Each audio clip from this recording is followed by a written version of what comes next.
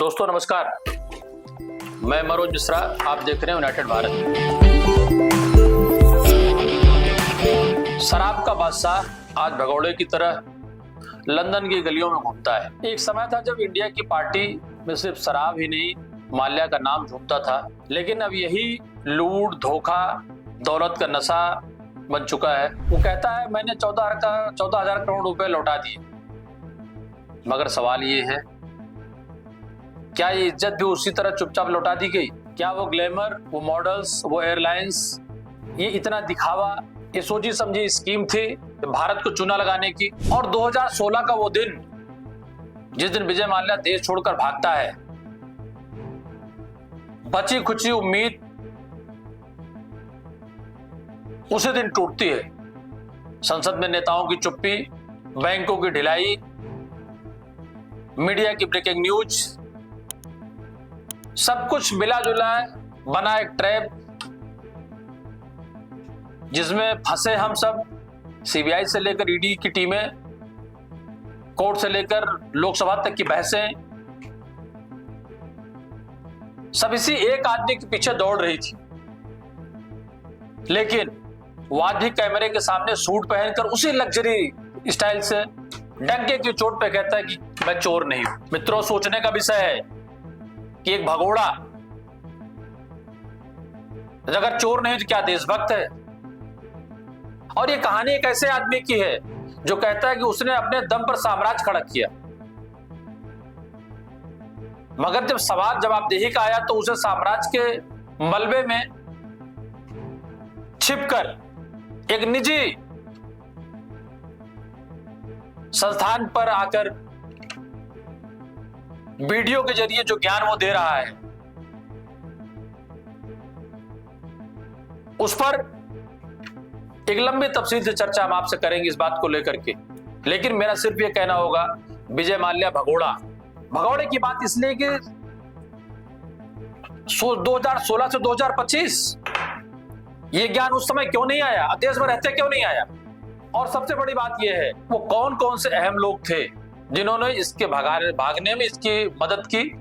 इस भगौड़े की कहानी उसकी जुबानी नहीं, आप अगर यूनाइटेड भारत नजरिए से देखेंगे तो आपको बहुत सारी चीजें खुलासा आपके सामने होने वाला है और समझने का आप प्रयास करेंगे तो बेहतर होगा। विजय माल्या इतना बड़ा ब्रांड, इतना बड़ा नाम, जो वर्षों तक भारत के राजनीति से लेकर भारत के कारपोरेट जगत को लेकर के, अगर आप उसकी शुरुआत में देखें तो 1983 में जिसके पिता की मौत होती है 28 वर्ष की उम्र में, बिजनेस का साम्राज्य यूनाइटेड स्पिरिट्स को भारत की सबसे बड़ी शराब कंपनी बनाया, किंगफिशर बियर को 50 से अधिक देशों में export, chemical, fertiliser, media, pharma, aviation,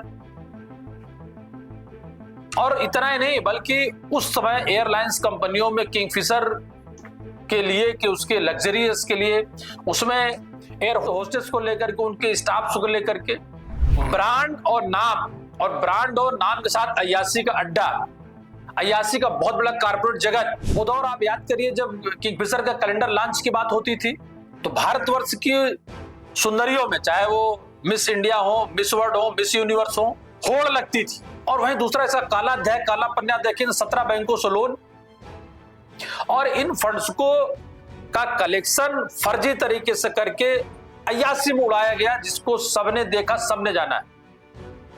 ED CBI ने माना कि मनी लॉन्ड्रिंग हुई, देश को छोड़ के जाना, पासपोर्ट रद्द, रेड कॉर्नर नोटिस, भगौड़ा घोषित। तो मैं इसको भगौड़े के ही नाम से संबोधित करूंगा, विजय माल्या देश का भगौड़ा। कितनी न्यायिक प्रक्रिया प्रत्यर्पण को लेकर के लगातार पिछले 9 सालों में सरकारी कर्मचारियों से लेकर जांच एजेंसियों से लेकर दर ठोकरे, हाई कोर्ट से लेकर सुप्रीम कोर्ट, वेस्टर्न कोर्ट, सारी चीजें चलती रही। और अगर आप देखिए ग्लैमर की बात करिए यार, अगर आईपीएल आपको बहुत अच्छे से याद हो, चूंकि बीते दिन अभी आईपीएल के परिणाम आए और आरसीबी 18 साल बाद आईपीएल की विनर होती है। आरसीबी और आईपीएल 2008 में आरसीबी की खरीद असल में मुंबई इंडियन खरीदना चाहता था ये व्यक्ति, लेकिन नहीं खरीद पाया, और 2025 में आरसीबी की जीत की बधाई ट्वीट के जरिए। मित्रों, वो चाहे वो आम आदमी तो सोच भी नहीं सकता, आम से खास और खास में भी खास, चाहे वो मंत्री, नेता, अधिकारी, सरकारें, निजी जीवन में अगर गाड़ियों की चर्चा कर ले तो Ferrari, Rolls Royce, Lamborghini, private jet, और ये जो जीवन शैली को जिस तरीके से ग्लैमर फिल्म दुनिया की बात कर लें, उस समय के बेस्ट हीरो हीरोइंस इनकी पार्टियों में नाचने के लिए, इनकी पार्टियों की शोभा बढ़ाने के लिए तलवे चाटने जैसा काम करते थे। और इसमें कहीं कोई शक नहीं है कि कई बड़े नेता, कई बड़े अभिनेता, कई बड़ी अभिनेत्रियां, आप लोग कई बार फोटो वीडियो में देखा होगा, उनके सपने में विजय माल्या आया करते थे कि विजय माल्या से उनके संपर्क हो जाए। किंग जैसी लाइफ, बंगलोर जैसी जगह, मुंबई जैसी जगह, अपने ही आवास के छत पर हेलीकॉप्टर लैंडिंग, और वो आदमी कितने इनोसेंटली बैठ करके, कितनी ईमानदारी से, स्वयं की ईमानदारी से। और जब आदमी ये कहता है कि मैं चोर नहीं हूं, अरे भाई चोर कैसे कह सकते हैं? चोर तो बहुत छोटा शब्द होता है, लुटेरा भी छोटा शब्द होता है।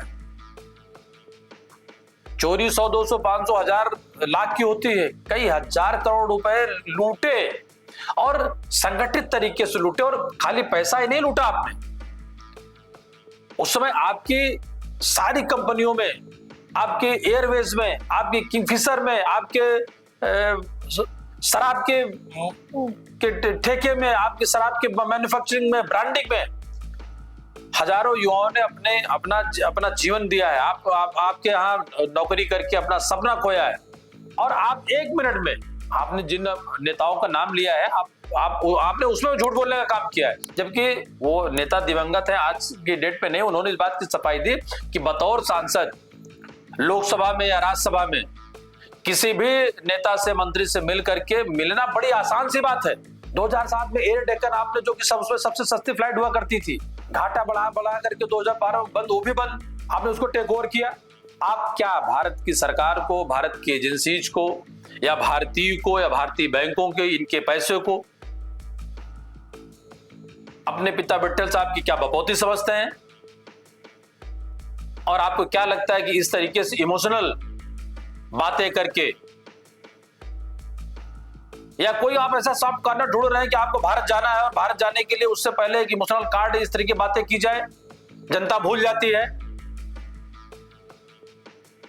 जनता कैसे भूल सकती है? जमाना यूट्यूब से लेकर के, गूगल से लेकर के, रिकॉर्डिंग से लेकर के, मोबाइल और 4G 5G का है। आपके अय्यासियों की तस्वीर अगर एक बार सर्च कर ली जाए तो हजारों लोगों को दिखेंगी। शर्म आती है। शायद आप जैसा कारपोरेट का कोई भी CEO, कोई भी MD, कोई भी चेयरमैन, या कोई भी उसका मालिक, मुझे तो नहीं दिखा। कहने को बिरला से लेकर के, खेतान से लेकर के, अडानी अंबानी से लेकर के, टाटा से लेकर के, बहुत सारे ऐसे उद्योगपति हैं, लेकिन किसी का भी चरित्र आपके जैसा नहीं दिखा। ये तो वही बात हुई कि हजारों हत्याएं करके साहब ने मंदिर बना दी, हजारों महिलाओं का रेप करके 10 की शादी करा दी। मित्रों, मैं ये बात इसलिए कहना चाहूंगा कि किंगफिशर का जाना, चाहे इनका एविएशन का फेल होना हो, इनकी दारू का फेल होना हो, या कई तरीकों से बुद्धि विवेक का गलत इस्तेमाल करके 420 फ्रॉड करके इस देश की गाड़ी कमाई, वो सरकार की हो, जनता की हो, हमारी हो, आपकी हो, उस पर लंबे समय तक अय्याशी करने वाला व्यक्ति वो इनोसेंट नहीं हो सकता है। और इसके तय में जाने वाली परतें, इसके इतिहास में, इसके भविष्य में, इसके भूत में, इसके कर्मों को, इनकी बाकी चीजों को आप देखेंगे इसी चैनल पे, इसी माध्यम पे, इसी प्लेटफॉर्म पे, इसकी दूसरी सीरीज पर। क्योंकि 4 घंटे का किसी भी व्यक्ति के साथ, किसी भी प्राइवेट के साथ में आप पॉडकास्ट पे बैठ करके जिस तरीके के ज्ञान आप दे रहे हैं, उसमें अगर मुख्य मुद्दों की बात कर ली जाए तो लंदन में बैठ करके आप भारत को, भारतीयों को बेवकूफ बनाने के अलावा और अपने हुए करप्शन, फ्रॉड, 420 और लूट को सही साबित करने की जो बात कर रहे हैं कि मैंने पैसे लौटा दिए, मैंने चीजें कर दी, 10 साल में अगर पैसे के रेशियो की बात कर ले, कहां से ले आएंगे जिनको, जो बेरोजगार हो गए?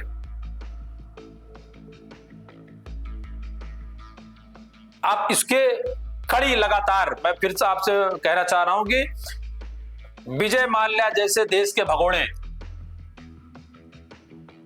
की कड़ी तर आपके सामने आएगी, आपके सामने इसका खुलासा होता रहेगा। और इसकी अगर वापसी होती तो उसी हथकड़ी में होनी चाहिए, उसी तरीके से होनी चाहिए जिस तरीके का इसका अपराध है। पाई पाई की वसूली इसके एसेट से बेच करके लंदन में नहीं बल्कि इसको तो भारत की जेलों में चढ़ना चाहिए और इसकी जगह भारत की असली जेल है। भविष्य में इस तरीके का फ्रॉड और ये मिसाल बने। मोदी सरकार के ऊपर इस तरीके के बहुत सारे आरोप लगे कि विगत 2014 से लेकर के 25 तक बहुत सारे ऐसे भगोड़े थे जो जाकर विदेश में जिन्होंने शरण ली, तो एक एक करके वापसी के हो, लोगों को पैसे वापस हो, सरकार के पैसे वापस हो, बैंकों को पैसे वापस हो और इनको सजा मिले, ऐसा प्रयास करना चाहिए।